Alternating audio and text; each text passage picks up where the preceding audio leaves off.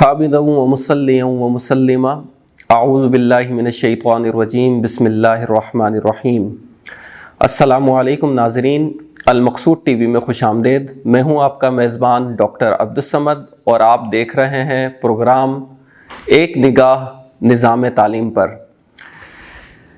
اسی پروگرام کے تناظر میں ہم پہلے ایک پروگرام یہاں کر چکے ہیں اپنے انتہائی معزز قابل قدر علمی مہمان پروفیسر محمد راحیل اعجاز صاحب سے، اور ہماری خوشی ہے کہ ایک بار پھر ہمارے ساتھ آپ موجود ہیں۔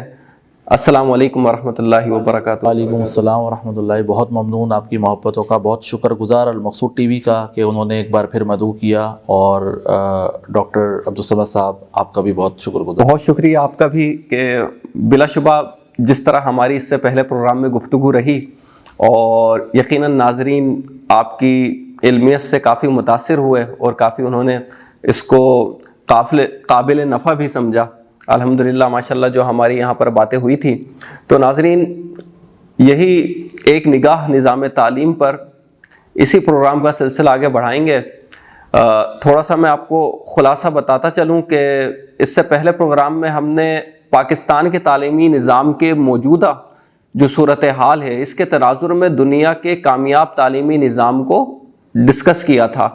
ایک تو پاکستان کا تعلیمی نظام ہے جہاں پر ہم دیکھتے ہیں اپنے بچوں کو صبح 7 بجے اٹھ رہے ہیں، 6 بجے اٹھ رہے ہیں اور اسکول کے لیے تیار ہو رہے ہیں، وین میں دھکے کھا رہے ہیں، اور پھر تمام گھروں سے گزارتے ہوئے، گلیوں سے، محلے سے گزارتے ہوئے 1-1.5 گھنٹے میں، کوئی آدھے گھنٹے میں وین جو ہے اسکول تک پہنچا رہی ہے، اور پھر اس کے بعد تھکے ہارے وہ 5 گھنٹے مسلسل، کہیں 6 گھنٹے، کہیں 7 گھنٹے مسلسل پڑھ رہے ہیں، عجیب فیڈ اپ ہو رہے ہیں۔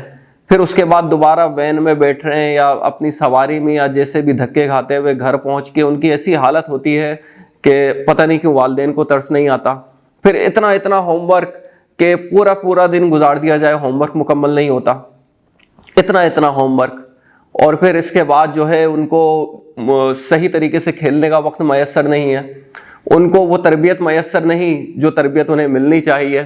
اور اس کے برعکس اگر ہم دوسرے ممالک میں دیکھیں جہاں تعلیمی نظام کامیاب کہلاتا ہے، پہلے نمبر پہ ہے، دوسرے نمبر پہ ہے، وہ اپنے بچوں کو کس وقت جگا رہے ہیں، وہ اپنے بچوں کو کس عمر میں اسکول بھیج رہے ہیں، وہ اپنے بچوں کو کس وقت اسکول بھیج رہے ہیں، پھر وہاں اسکول کا کیا ماحول ہے، وہاں ایک اسکول میں کتنے بچے ہیں، ایک کلاس میں کتنے بچے ہیں، وہاں ایک کلاس میں اساتذہ کتنے ہیں، اور پھر اساتذہ ان کی قابلیت کیا ہے، بچوں کی قابلیت کیا ہے، یہ تمام چیزیں جو ہے ہم اس کا ایک پچھلے پروگرام میں اس کا ہم نے خلاصہ آپ کے سامنے پیش کیا تھا، اور آج ہم اسی چیز کو آگے لیتے ہوئے چلیں گے۔ تو چونکہ ہم دنیا کے ان کامیاب تعلیمی نظام کے بارے میں بات کر رہے ہیں جو ہمارے لیے ظاہر سی بات ہے ہمیں ان کو دیکھنا چاہیے اور ہمیں انہیں سمجھنا چاہیے اور ہمیں کوشش کرنی چاہیے، حالانکہ ہمیں تو اسلام کا دیا ہوا سب کچھ ہے، ہم تو اس سے بہتر تعلیمی نظام اپنے ملک میں رائج کر سکتے ہیں، لیکن اگر ہم وہی نہیں کر رہے تو کم از کم جو لوگ ہم سے پہلے تعلیمی نظام، بہترین تعلیمی نظام رائج کر سکے اور انہیں اس کے اچھے نتائج بھی مل رہے ہیں، ہم ان سے ہی سبق سیکھ لیں۔ تو اسی موضوع پر بات کرنے کے لیے ہمارے ساتھ موجود ہیں ہمارے انتہائی قابل قدر مہمان گرامی محترم و مکرم پروفیسر محمد راحیل اعجاز صاحب۔ تو سر، جیسا کہ ہم نے بات کی تھی، ہم فن لینڈ کے بارے میں بھی بات کر رہے تھے، تو کیوں نہ آج ہم فن لینڈ چونکہ بہت زیادہ آج نمایاں ہے اور اس کو نمبر 1 بھی ملا ہوا ہے تعلیمی نظام کے حوالے سے، تو ہم اسی سے ہی گفتگو اپنی شروع کریں۔ بسم اللہ الرحمن الرحیم۔ اللہم صلی وسلم وبارک علی سیدنا و مولانا محمد النبی الامی الحبیب العالی القدر العظیم الجاہ وعلی آلہ وصحبہ وبارک وسلم۔ جی ڈاکٹر عبدالصمد صاحب، بالکل درست فرمایا آپ نے۔ پچھلے پروگرام میں ہم نے اجمالاً ذکر کیا تھا کہ ہمارے موجودہ تعلیمی نظام کے نقائص کیا ہیں، اور اس وقت دنیا کے اندر جو نمبر 1 ماڈل ایجوکیشن کا مانا جاتا ہے فن لینڈ، اور 2nd نمبر پہ جاپان، اس کے حوالے سے ہم نے مختصراً بات بھی کی تھی کہ وہ کس طرح سے انہوں نے اپنے نظام تعلیم کو بہتر کیا اور آج وہ کس انداز کے طرز تعلیم کو اپنا کر اپنے طلباء کو کامیابی کے ساتھ تعلیم فراہم کر رہے ہیں۔ تو پہلے تو عرض یہ ہے کہ ہمارے یہاں اگر دینی تعلق سے دیکھا جائے تو یہ دین اسلام ہے، اور دین اسلام تو وہ دین ہے کہ جس کا آغاز پہلی وحی اقرا سے ہی ہوتا ہے، پڑھنے سے ہی ہوتا ہے، سیکھنے سے ہی ہوتا ہے، سمجھنے سمجھانے سے ہوتا ہے، اور حقیقت کی طرح نشاندہی کرنا اور حقیقت کی طرف فکر کو منعطف کرنا اور حقیقت کو سمجھنے سے ہوتا ہے۔ اور آپ دیکھیں کہ نبی رحمت صلی اللہ تعالیٰ علیہ وسلم نے فرمایا کہ انما بعثت معلما، کہ بے شک مجھے معلم بنا کر مبعوث کیا گیا۔ اب دیکھیں پیغمبری کا بھی حوالہ تھا، اس کے علاوہ رسول اللہ صلی اللہ تعالیٰ علیہ وسلم ہر جہت ہر شعبے میں کامیاب ترین شخصیت تھے، باوجود اس کے ہر جہت ہر شعبے میں کامیاب ہونے کے باوجود رسول اللہ نے اپنا تعارف معلم کے طور پہ کروایا۔ بے شک تو آپ یہ دیکھیں کہ معلم کی کتنی اہمیت ہے۔ تو تعلیم کی اہمیت ہے تو معلم کی اہمیت ہے، اور تعلیم کا سارا انحصار ہی معلم پر ہے، صحیح ہے۔ اور فرق صرف یہ ہوتا ہے کہ علم سیکھنے سکھانے کی تو کوئی حد نہیں ہوتی، لیکن جب ہم تعلیم کی بات کرتے ہیں تو اس میں تدریج کا پہلو آ جاتا ہے کہ یہ مرحلہ وار ہوتی ہے، یہ بتدریج ہوتی ہے، یہ لیول وائز ہوتی ہے۔ انسانی ذہن بچپن، لڑکپن، نوعمری، نوجوانی اور جوانی کے منازل طے کرتا ہے، اور اس کا شعور ایک مرحلے سے دوسرے مرحلے میں منتقل ہوتا ہے، وہ سن شعور کو پہنچتا ہے، پھر شعور کی بلوغت کا ایک وقت آتا ہے، پھر بلوغت شعور کو پہنچنے کے بعد وہ فکری منہج طے کرتا ہے اور صحیح نتائج اخذ کرتا ہے، اس میں اس کا پریکٹیکل ایکسپوجر بھی شامل ہو جاتا ہے۔ تو تعلیم ان تمام مدارج کے لحاظ سے ہونی چاہیے۔ تو ہمارا دین تو ہمیں یہ سکھاتا ہے، اور جس دین کے اندر یہ سارا پیغام موجود ہو، تعلیم، سیکھنا سکھانا، علم حاصل کرنے کے تعلق سے اتنی حوصلہ افزائی ہو، اس کے ماننے والے آج تعلیم کے تعلق سے اس حد تک پست ہوں، تو یہ بڑے افسوس کی بات ہے۔ دوسری بات یہ کہ جو ہمارا ورثہ تھا، جو ہماری لیگیسی تھی، ہم نے اسے چھوڑا اور غیروں نے اڈاپٹ کر لیا۔ ہمارے یہاں وَيُزَكِّيهِمْ کا مفہوم تھا، ہمارے یہاں قرآن نے کہا کہ یہ نبی وہ ہیں جو تم پر ہماری آیات کو تلاوت کرتے ہیں، تمہیں حکمت کی تعلیم دیتے ہیں اور تمہارے نفسوں کا تزکیہ کرتے ہیں۔ دیکھیں وَيُزَكِّيهِمْ، یہ وہ درس گاہ ہے، یہ وہ نظریہ ہے، یہ وہ فکری منہج ہے جس پہ رسول اللہ نے صحابہ کرام کی تربیت فرمائی، انہیں تعلیم بھی دی، ان کی تدریس بھی کی، ان کی فکر کو بھی سنوارا، ان کے نفوس کا تزکیہ بھی کیا، ان کی پیوریفیکیشن آف ہارٹ بھی کی، اور انہیں حقیقت اعلیٰ تک بھی پہنچا دیا۔ کیا وجہ تھی کہ رسول اللہ صلی اللہ تعالیٰ علیہ وسلم قرآن و حکمت کی تعلیم دیتے رہے، تزکیہ فرماتے رہے، ساری جماعت صحابہ بیٹھ کے وہ سنتی تھی، جو موجود نہیں ہوتے تھے ان تک پہنچا دیا جاتا تھا۔ تو رسول اللہ نے تو قرآن سکھایا، حکمت کی تعلیم دی، اپنی سیرت کے عملی پہلو ان پر واضح کیے، ان کے نفوس کا تزکیہ کیا اور ایک تہذیب کو ان کو عطا کی۔ کیا وجہ ہے کہ وہ ایک ہی تعلیم پا کے، ایک ہی تدریسی سلسلے سے جڑ کر تزکیہ نفس کروانے کے بعد جو جس شعبے میں گیا وہ اس شعبے میں کامیاب رہا۔ قاضی بنایا تو وہ بہترین قاضی القضات بنا، سپہ سالار بنایا تو وہ بہترین سپہ سالار ہوا، معلم بنایا تو وہ بہترین معلم ثابت ہوا، مبلغ بنایا تو اس سے بہترین کوئی مبلغ نہیں۔ آپ یہ دیکھیں نا، تو یہ زندہ صحبت کا جو سلسلہ تھا یہ ختم ہو گیا۔ آج دنیا دوبارہ اس طرف لوٹ رہی ہے، ماحول، مٹی، مجلس، صحبت، ہم اپنی آج دنیا کہتی ہے اقدار سے جڑو، آج دنیا کہتی ہے اپنے رشتوں کے بندھن مضبوط کرو، آج دنیا کہتی ہے سماجی ذہانت پیدا کرو۔ آج کامیاب ترین نظام ہے تعلیم جو ہے وہ اس اپروچ کی طرف چلے گئے، اس سائنٹیفک میتھڈولوجی کی طرف چلے گئے، بلکہ اس میتھڈولوجی کی طرف جا کر انہوں نے کہا کہ that is the very scientific methodology جو اسلام نے آپ کو فراہم کی تھی۔ یہ یزکیہم تھا جو اسلام آپ کو پہلے دن سے سمجھا رہا تھا۔ انما بعثت معلما کی وہ حدیث تھی جو آپ کو پہلے دن سے یہ بتا رہی تھی کہ نبی رحمت نے اپنا تعارف معلم کی حیثیت سے کرایا۔ تو یہ تعلیم ہمارا ورثہ تھی، ٹھیک ہے، یہ تربیت، تعلیم کے ساتھ یہ تہذیب کا بھی ایک سلسلہ تھا، صحیح۔ آپ وہ تعلیم اس انداز میں دیتے، وہ تربیت کرتے، وہ اقدار کی محافظت سکھاتے، وہ رشتوں سے جڑنا سکھاتے، وہ ادب اور احترام سکھاتے، وہ ایٹیکیٹ سکھاتے جو ہمارے دین نے ہمیں دیے، کہ جس کے لیے ہمارے اکابر کہتے تھے نہ کتابوں سے نہ کالج کے در سے پیدا، دین ہوتا ہے بزرگوں کی نظر سے پیدا۔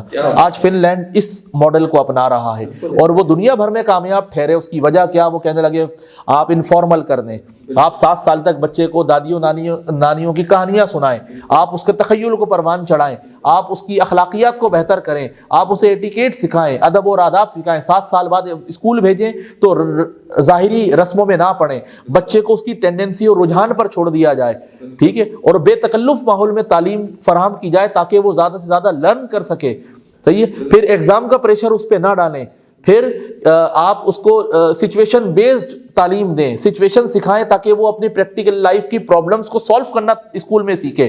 وہ صرف تھیوری نہ ہو کہ صرف کتابی باتیں ہیں، بکش چیزیں ہیں اور پریکٹیکل لائف سے اس کا کوئی تعلق نہیں ہے۔ تو آج آپ دیکھیں کہ آج دنیا کہاں جا رہی ہے، سوشل انٹیلیجنس کی طرف جا رہی ہے، پبلک ریلیشننگ کی طرف جا رہی ہے۔ یہ ساری چیزیں تو آپ کے دین نے آپ کو پہلے دن سے فراہم کر دی تھی۔ دوسری بات یہ کہ میں اس تعلق سے دینی دنیاوی کی تقسیم کا قائل نہیں ہوں۔ بالکل، دنیا میں آ کر ہی دین پر عمل ہوتا ہے، دین بشرطے کہ دین ہو، صحیح ہے، اور وہ سوائے اسلام کے کوئی نہیں ہے، کیونکہ وہ ہر ضابطہ حیات کو محیط ہے، ہر شعبہ زندگی کا احاطہ کرتا ہے۔ میں تو یہ نظریہ رکھتا ہوں کہ تمام علم دین ہے، بلا شبہ، چاہے وہ باٹنی ہے، چاہے زولوجی ہے، چاہے وہ سائیکولوجی ہے، چاہے وہ میتھمیٹکس ہے، چاہے وہ کچھ بھی ہے، تمام دین جو ہم کہتے ہیں نا دینی تعلیم، دنیاوی تعلیم، تمام دین علم ہے۔ قرآن میں کیا نہیں ہے؟ بے شک سب کچھ قرآن میں ہے، تمام دین علم ہے۔ دنیا کیا ہے؟ دنیا جس کی قدر حضور اکرم صلی اللہ علیہ وسلم فرماتے ہیں مچھر کے پر کے برابر بھی اس کی حیثیت نہیں ہے۔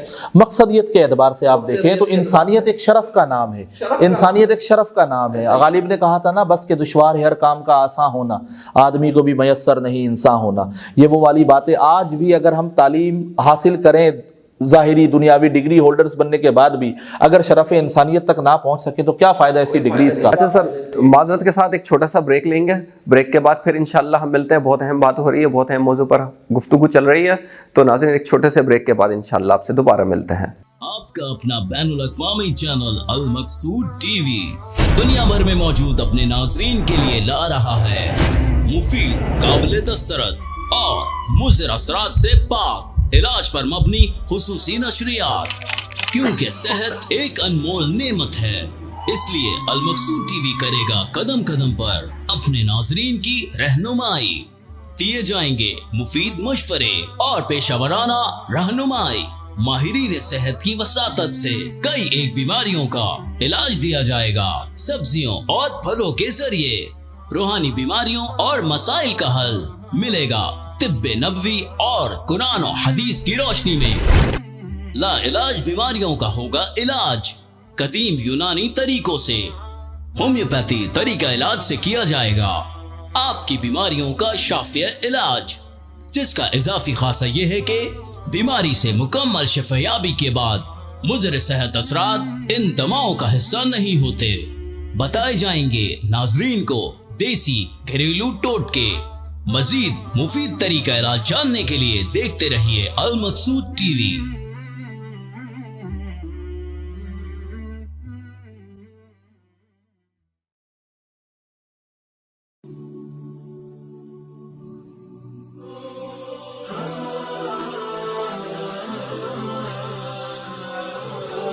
خیر الناس من ینفع الناس، حضور اکرم صلی اللہ علیہ وسلم نے ارشاد فرمایا بہترین انسان وہ ہے جو دوسرے انسانوں کو فائدہ پہنچائے۔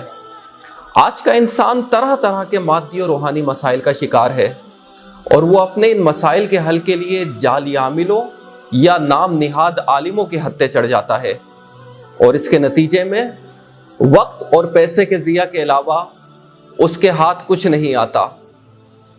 اپنی محنت کی کمائی اور قیمتی وقت کو ضائع ہونے سے بچائیں۔ ہمارے پروگرام آپ کے مسائل اور ان کا حل قرآن و سنت کی روشنی میں بروز بدھ شب 8 بجے صرف المقصود ٹی وی پر ملاحظہ کیجیے اور اپنے مسائل کا حل جانیے۔ ویلکم بیک ناظرین، محترم و مکرم مہمان گرامی پروفیسر محمد راحیل اعجاز صاحب بہت ہی بہترین گفتگو فرما رہے ہیں، جیسا کہ آپ نے فرمایا ابھی کہ تھوڑا سا اگر میں تناظر میں بات کروں آپ کی باتوں کی مزید وضاحت کرتے ہوئے، کہ جیسا کہ آپ نے اشارہ فرمایا کہ ہمارے بچے یہ 3 سال 3.5 سال اس عمر میں اسکول میں بھیج دیے جاتے ہیں۔ نمبر 1 تعلیمی نظام میں بچے کس عمر میں اسکول بھیجے جا رہے ہیں؟ 7 سال کی عمر میں۔ ہمارے بچے صبح 7 بجے، صبح 6 بجے، صبح 8 بجے اسکول بھیج دیے جاتے ہیں۔ نمبر 1 تعلیمی نظام میں بچے کس وقت اسکول بھیجے جا رہے ہیں؟ 9 بجے، 9:30 بجے، 10 بجے۔ ہمارے ہاں اسکول میں بچوں کو ٹف سلیبس میں باندھ دیا جاتا ہے۔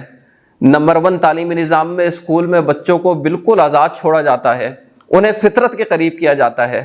ہمارے ہاں بچوں کو ایک کتاب میں بند کرنے کی کوشش کی جاتی ہے، وہی رٹوانا، کسی طرح کوشش کر کے جیسے تیسے مار کے ڈانٹ کے اس کو ختم کر لے بس کسی طریقے سے بچہ۔ نمبر 1 تعلیمی سسٹم میں، تعلیمی نظام میں کیا کیا جاتا ہے؟ وہاں پر بچوں کو فطرت کے قریب لے کر جاتے ہیں، وہاں بچوں کو چیزوں کو آبزرو کراتے ہیں۔ اگر اسے مٹی کا بتانا ہے تو اسے مٹی میں لے جاتے ہیں، اسے پتے کا بتانا ہے تو اسے پتے کے پاس لے جاتے ہیں، اس کو فطرت کے قریب تر لے کر جاتے ہیں۔ تو کامیاب تعلیمی نظام کون سا تعلیمی نظام ہے؟ کامیاب تعلیمی نظام وہ تعلیمی نظام ہے کہ جو چیز سیکھنی ہے اس کے قریب ہو جائے بچہ، اس کو سمجھنے کے لیے اس کو آبزرو کر لے۔ کتابوں کو رٹنے سے علم نہیں آتا، نظام تعلیم اچھا نہیں ہوتا، قابلیت نہیں آتی، زیادہ سے زیادہ بوجھ لادنے سے نظام تعلیم نہیں آتا، 3 سال کی عمر سے اسکول میں آپ بھیج دیں اس سے نظام تعلیم نہیں آتا۔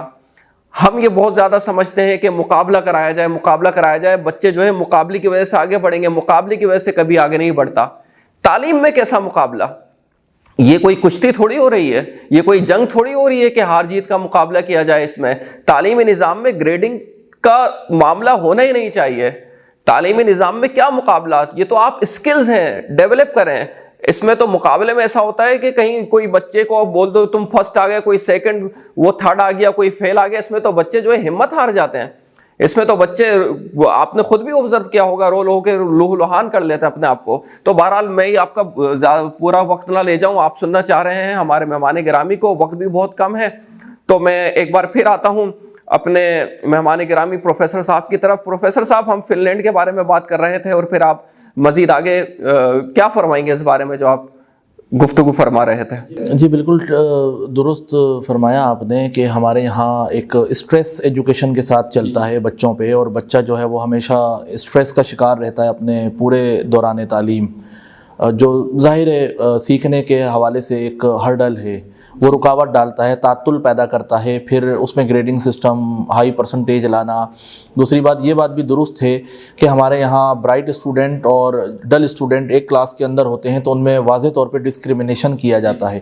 یہ امتیاز بچوں کو ڈسکریج کرتا ہے اور کچھ بچوں کو بہت زیادہ اوور کانفیڈنٹ کر دیتا ہے۔ دونوں رویے صحیح نہیں ہے، بچوں کے اندر اوور کانفیڈنٹ ہونا بھی صحیح نہیں ہے اور ہمت ہار جانا، ڈی مورلائز ہو جانا بھی صحیح نہیں ہے۔ ہمارا مقصد، بہت ہی بری چیز ہے، ہمارا اس میں تو پورا ایک پروگرام ہونا چاہیے۔ تعلیم کا مقصد انہیں سکھانا ہے، ان کی لرننگ کروانا ہے، ذہنی تربیت کرنا ہے، ذہنی ریاضت سے گزارنا ہے، تاکہ وہ ایک مخصوص ذہنی ریاضت سے گزر کے تعلیمی سلسلہ اپنا جاری رکھیں اور اپنے رجحانات کے حساب سے آگے جا کے مختلف شعبہ جات میں مہارتیں حاصل کریں۔ ظاہر ہے اگر بچپن سے ایسا سلسلہ رہے گا تو آگے جا کر مستقبل اس تعلق سے مخدوش ہونے کا شدید خطرہ ہے۔ بہرحال یہ تو نفسیاتی پہلو ہے، بیچ میں ذکر آ گیا تو میں نے ضمناً اس پہ بات کر لی۔ دوسری بات یہ کہ فن لینڈ کے بعد اگر آپ دیکھیں تو دوسرے نمبر پہ جو نظام تعلیم دنیا کے اندر پاپولر ہے اور کامیاب ترین مانا جاتا ہے وہ جاپان کا ہے۔ جاپان میں 10 سال کی عمر تک بچوں سے کوئی ایگزام نہیں لیا جاتا، وہ ایگزام فری رکھتے ہیں اپنے بچوں کو۔ اچھا 10 سال تک بچہ اسکول جا رہا ہے اور وہ 4 اور 5 اور 6 سال کی عمر میں بچہ اسکول جا رہا ہے تو وہ کرتا کیا ہے جا کے؟ ٹیچرز کا یہ کام ہوتا ہے کہ وہ اسکول میں بچوں کے ساتھ، جب صبح بچے اسکول آتے ہیں تو وہ ان کے ساتھ کلاس روم کی صفائی کرتے ہیں، اسکول پریمیسز کے اندر مختلف جگہوں کی صفائی کرتے ہیں، چیزوں کو اپروپریٹ پلیس پہ رکھنا سکھاتے ہیں، جیسچرز پوسچرز پہ توجہ دیتے ہیں کہ آپ کی نشست و برخاست کیسی ہوگی، ہاؤ ٹو مینیج، آپ کس طرح چیزوں کو مینیج کریں گے، انوائرمنٹ کیسا ہونا چاہیے تاکہ آپ کو پیس آف مائنڈ میسر آ سکے, بالکل ایکٹیویٹی ذہنی بالکل کھو جائے بچہ, لرننگ میں کھو جائے, ایک ذہنی سکون میسر آئے, اور اس کا تعلق آپ کے ماحول سے بہت حد تک ہوتا ہے, پریشر ہی نہ رہے اور پریشر نہ لے. دوسری بات یہ کہ جب وہ اپنی اسکولنگ سے کنیکٹ ہوتا ہے تو اس کی اسکولنگ اس طرح نہیں ہوتی کہ ٹیچر نے کتاب سے دیکھ کر بورڈ پہ سوال اور جواب اتار دیے, بچے نے بورڈ سے سوال اور جواب کاپی پہ اتار لیے, بعد میں جو اتارا اسے رٹ لیا اور امتحان میں چھاپ دیا. تو یہ رٹافیکیشن اور یہ چھاپنے چھپانے کا سلسلہ نہیں ہوتا, بلکہ وہاں یہ ہوتا ہے کہ جب بچہ اپنی فارمل ایجوکیشن سے کنیکٹ ہوتا ہے, جڑتا ہے, تو اسے وہ پریکٹیکل ایکسپوجر سے سکھانے کی کوشش کرتے ہیں. وہ کتابوں سے زیادہ زور اس پہ دیتے ہیں کہ ان کے اساتذہ جو بہت اسکلڈ ہوتے ہیں اور بچوں کی نفسیات سمجھتے ہیں, بچوں کے مختلف لیولز کے حساب سے ان کی ذہنی سطح کو ملحوظ رکھتے ہوئے وہ گیجٹس, ڈیوائسز اور سائنٹیفک ٹولز یوز کرتے ہیں. اور اس سے بچے کو کہتے ہیں, پہلے وہ 10 سال کی عمر تک ہر بچے کی ٹینڈنسی آئیڈینٹیفائی کر لیتے ہیں کہ بچے کا انکلینیشن کہاں ہے, اس کا رجحان کیا ہے, اس کے میلانات کیا ہیں. اس کے حساب سے وہ ٹینڈنسی وائز اس کو وہ چیزیں پرووائڈ کرتے ہیں کہ بچہ اب اس میں انٹرسٹ کیسے لیتا ہے. وہاں سے سوالات کا سلسلہ شروع ہوتا ہے, بچہ آبجیکٹ کو سمجھنے کی کوشش کرتا ہے, وہ سمجھانا شروع کرتے ہیں. اس طرح بچہ بچپن سے ہی ایجوکیشن کے ساتھ ساتھ ٹیکنیکل بھی ہو جاتا ہے. زبردست. تو دیکھیں جب وہ پھر گریجولی آگے بڑھتا چلا جاتا ہے, اپنے لیولز جو ہے وہ پاس آؤٹ کرتا ہے, اسٹیپنگ اسٹونز پاس کرتا ہے, تو اس کے ساتھ ساتھ وہ بہت حد تک سیکھنے سکھانے کے تعلق سے اخلاقیات اس کو 10 سال کی عمر تک آپ نے سکھائے, ہاؤ ٹو مینج والا فارمولا بھی آپ نے اس کو بتا دیا, پھر آپ نے اسے جو ہے وہ جیسچر پوسچرز کا بھی ایک ایٹیکیٹ کی تعلیم کر دے دی. اس کے ساتھ آپ اس کو آپ ٹیکنیکل بنانا شروع کیا. اب وہ یہاں سے سیکھ بھی رہا ہے, ٹیکنیکل بھی ہو رہا ہے. جب وہ اپنے ٹرننگ پوائنٹ پہ آئے گا میٹرک کے بعد یا انٹرمیڈیٹ میں, تو اس کو کوئی پریشانی نہیں ہوگی کہ مجھے کس طرف اور کس راہ جانا ہے. یہی وجہ ہے کہ جاپان کے اندر آپ کو ابو 30 لوگ کم ملیں گے, اور جتنی بھی ان کی قیادت سے لے کر ان کے بڑے کارپوریٹ سیکٹر اور بڑی کمپنیز, بڑے ادارے اور آفیسز کو, اور ان کے لیڈنگ رول میں جو لوگ ہیں وہ زیادہ تر ینگ ہیں اور انڈر 30 ہیں.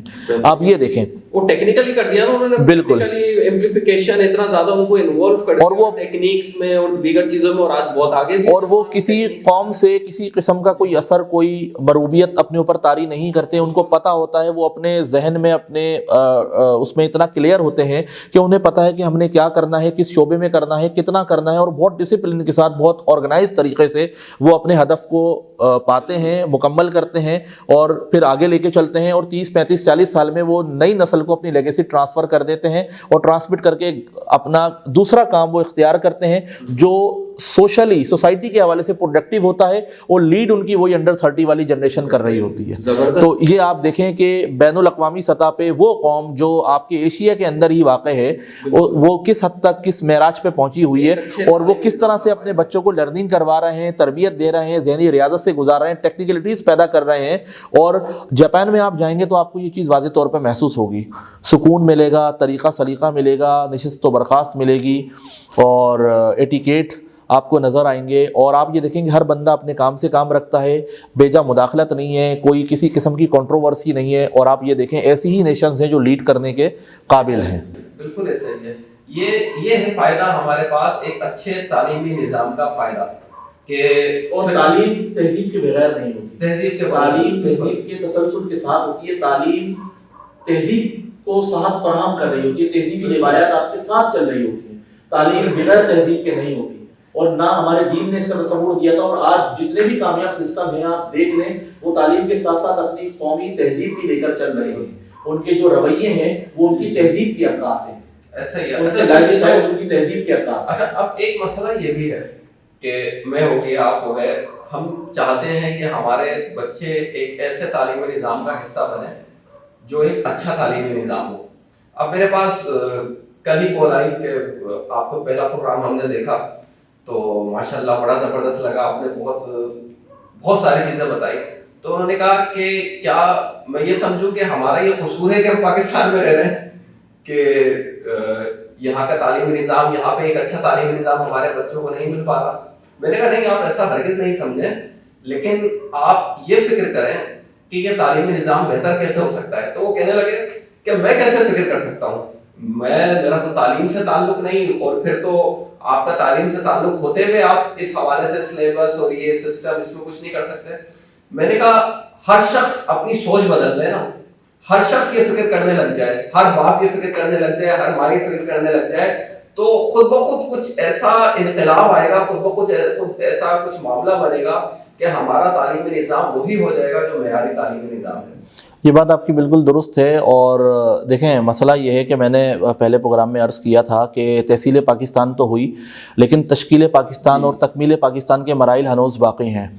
تو اللہ تعالیٰ وہ بھی ہمیں ایسی قیادت میسر آئے اور ہمارے عوام میں اتنا شعور بیدار ہو اور ہم منظم حیثیت میں یکسو اور یکجہت ہو کر قوم بن جائیں۔ ابھی تو ہم بے ہنگام ہجوم ہیں، تو ظاہر ہے ہمیں ایک قوم بننا ہوگا، اور قوم بننے کے بعد ہی ہم اپنے ٹارگٹس کو، اہداف کو اچیو کر سکتے ہیں۔ دوسری بات یہ کہ اب آپ آج یہ بات کر رہے ہیں تو یہ پوسٹ کورونا ورلڈ ہے۔ پوسٹ کورونا ورلڈ میں ہمیں ایک بات کا تو اندازہ ہو گیا کہ ہم اپنے بچوں کو گھر پہ خود پڑھا سکتے ہیں، اور بچہ گھر سے بیٹھ کے بھی پڑھ سکتا ہے۔ والدین کو خود چاہیے کہ وہ اپنے بچوں کو پڑھانے کا سلسلہ شروع کریں اور ان ماڈلز کو اپنائیں جو اس وقت کامیاب ترین ہے۔ اور اس سے بھی پہلے میں نے ابھی شروع میں ہی پروگرام میں عرض کیا کہ اسلام ایک پوری تہذیب، تعلیم کی، تدریس کی آپ کو فراہم کر رہا ہے۔ پیغمبر اسلام نے وہ تمام ہدایات ارشاد فرما دی جو ہمارے لیے ضروری تھی، جو ہماری ذہنی تربیت کے لیے، اخلاقی تربیت کے لیے، نفسیاتی تربیت کے لیے، جسمانی تربیت کے لیے ضروری تھی، وہ ساری ہمارے سامنے ہیں۔ اور وہ یزکیہم کا پہلو ملوز نظر رہے،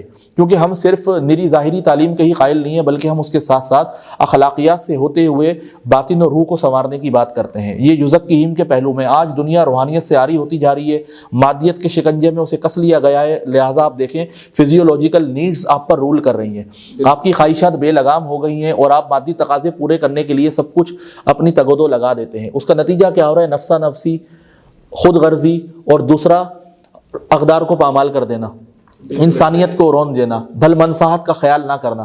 تو یہ تو ہمیں بحیثیت دین بھی ہمیں قبول نہیں ہے۔ اچھا سر، ہمارا دوسری بات یہ کہ پوسٹ کورونا ورلڈ میں اپنے بچوں کو پڑھانا شروع کریں، اور اس طرح سے پڑھائیں جس کے اندر بچے بے تکلف ہوں، اور زندہ انسان، والد والدہ وہ اپنے بچوں کو تعلیم دیں، رشتے بھی اس سے مضبوط ہوں گے، اقدار کی حفاظت کا ذہن بھی بنے گا، اور بچوں کی ٹینڈنسی سمجھتے ہوئے ان کو وہ غذا دیں تعلیمی جو ان کے لیے ضروری ہے، تاکہ جس سے ان کی لرننگ ممکن ہو۔ اور یہ تربیت ہو بھی گئی پیرنٹس کی کورونا کی وجہ سے۔ بہرحال سر بہت شکریہ، آپ نے ہمیں وقت دیا اور بہت قیمتی معلومات ہمیں دی، اور بلا شبہ ہم اس سے فائدہ بھی اٹھائیں گے۔ آخر میں اگر آپ ایک یا دو جملوں میں کوئی میسج، کوئی پیغام۔ میسج صرف اتنا ہی ہے کہ والدین اپنے بچوں کو گھر پہ خود پڑھائیں، یا بڑے اپنے بچوں کو جو سرپرست ہیں وہ خود پڑھانے کی کوشش کریں۔ اس کے لیے انہیں بھی تیاری کرنی ہوگی۔ جب وہ تیاری کریں گے تو انہیں بھی پرابلمس کا سامنا ہوگا کہ سیکھنے میں یہ مشکلات آتی ہیں، اور ہم اس پہ کس طرح اوورکم کرتے ہیں۔ آپ چونکہ بڑے ہیں، میچور ذہن رکھتے ہیں، آپ کی سطح فہم زیادہ ہے، آپ جس طرح اوورکم کریں گے تو بچے کو جب آپ وہ تعلیم فراہم کریں گے اور اس تعلیمی سلسلے اور تدریس کا آغاز کریں گے تو یقیناً آپ بچے کو اس کے حساب سے بہتر انداز میں مینیج کر سکیں گے اور درست انداز میں تعلیم دے سکیں گے۔ اس کے لیے ضروری ہے کہ ہمیں بھی آراستہ و پیراستہ ہونا پڑے گا، تیاری کرنی ہوگی، اور ہم اپنے بچوں کو گھر پہ بہت کچھ سکھا سکتے ہیں، سمجھا سکتے ہیں، لرننگ کر سکتے ہیں، اور تعلیم کے ساتھ ساتھ تہذیب کا سلسلہ بھی ہمارا چلے گا۔ بہت شکریہ۔ بہت شکریہ پروفیسر محمد راحیل اعجاز صاحب۔ ناظرین، اپنے میزبان ڈاکٹر عبدالصمد اور ہمارے مہمان گرامی اور ہمارے مہمان گرامی پروفیسر محمد راحیل اعجاز صاحب کو اجازت دیجیے۔ انشاءاللہ العزیز زندگی بخیر پھر کسی پروگرام میں پھر ایک نگاہ نظام تعلیم پر ڈالیں گے، اور ضرور بہت اچھی گفتگو کریں گے۔ جب تک کے لیے اجازت دیجیے۔ السلام علیکم ورحمۃ اللہ وبرکاتہ۔